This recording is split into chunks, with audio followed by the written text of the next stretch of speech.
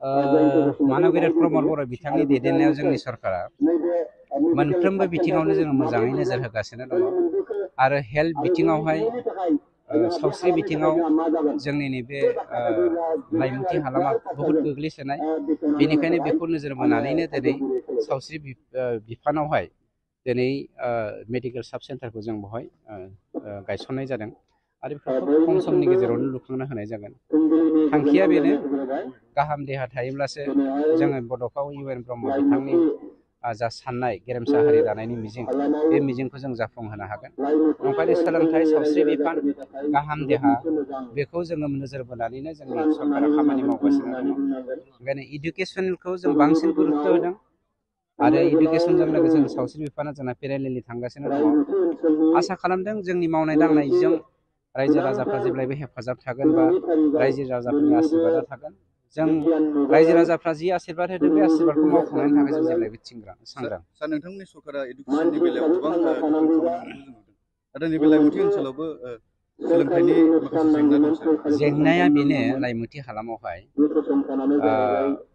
दिनैनि दिनाव भेन्सार स्कुल गायसननायनि खुनु जोंहा माबा गैला हाबाफारि गैया भेन्सार स्कुल गायसननानै सोरबा सासे बा सानै मास्टारनि जिउखौ जों बरबाद खालामनो नागिराखै ओंखायनो निट बेसिसाव जेराव एकर्डनि दफा बायदि जोङो स्कुल गायसननायनि बाथ्रा होन्दों गतिके बेखौ जोङो गुरुत्त होगासिनो दङ प्लास दिनै बे हालामावहाय जोंनि एडनि गेजेरजों बिथांमोना NGO हिसाबै जा खामानिखौ मावगासिनो दङ बेखौ जोंनि गभर्नमेन्टनिफ्राय फुलि सापर्ट दङ जों बिथांमोनजों सावरायबायबो थायो बिथांमोननि मेनेजिं डाइरेक्टरजों जों फ्राय कन्टेक्टआव थाबाय थायो गतिके निट बेसिसाव जों गायसननो हाया जानसिमलागै बिथांमोना जेराव इडुकेसनखौ डेभेलप खालामगासिनो दंखायो जोंनि मरेल सापर्टआ जेब्लायबो दं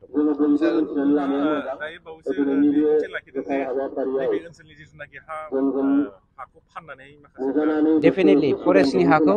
बे ओनसोलनि नङा जेरावबो फाननो मोनखाया खिन्थु बे हालामनि हाखौ दासो जोङो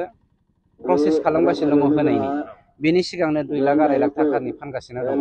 गतिके फाननो हाया बे हाखौ जोङो फरेस्टआ सेनो थांफिनगासिनो दङ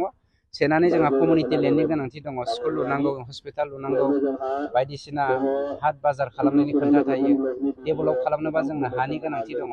जाय दादागिरि खालामनानै हा फानदों बे हाखौ जोङो सेफिनजोबनो नागिरदों फरेस्ट डिपार्टमेन्टआ बेखौ आं अलरेडि आंनि डिपार्टमेन्टनिफ्राय अर्डार होखानाय जाबाय बिथांमोना गनायनाय जों आइ डन्ट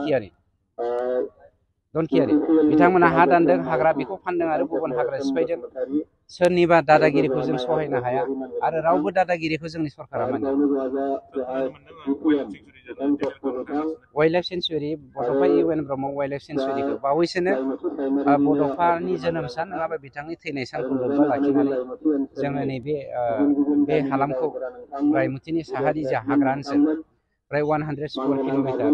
बेखौ जोङो वाइल्ड लाइफ सेंचुरी बानायनो थांगासिनो दङ रिपुआ मोननै पार्ट दङ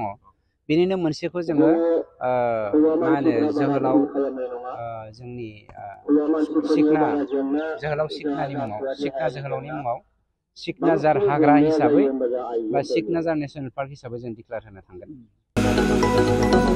क'क्राझार सहरनि साखाथि थिथागुरियाव थानाय मानास पाब्लिक स्कुला 2024-25 सोलोंथाइ बोसोरनि गोदान मुं थिसननाया सोलिगासिनो थिथागुरियाव थानाय इंराजि बिजोंनि मानास पाब्लिक स्कुलाव दासान्दि नार्सारिनिफ्राय 8 थाखोसिम गोदानै मुं थिसननाया सोलिगासिनो बे फरायसालियाव गुनगोनां सोलोंथाइ होनायजों लोगोसे फरायसाफोरनि थाखाय दं मोजां खाबुफोर थाखो फोरोंथायनि अनगायैबो yoga classes basic computer education English speaking skill maths and science projecting highly experience faculty आरो स्मार्ट क्लासेसनि खाबुफोर दं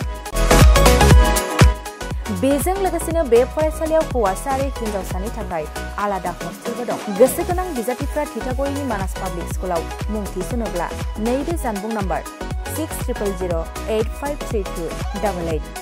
6000489621 9101008849 कल खालामनानै सुलाद लानो हागोन।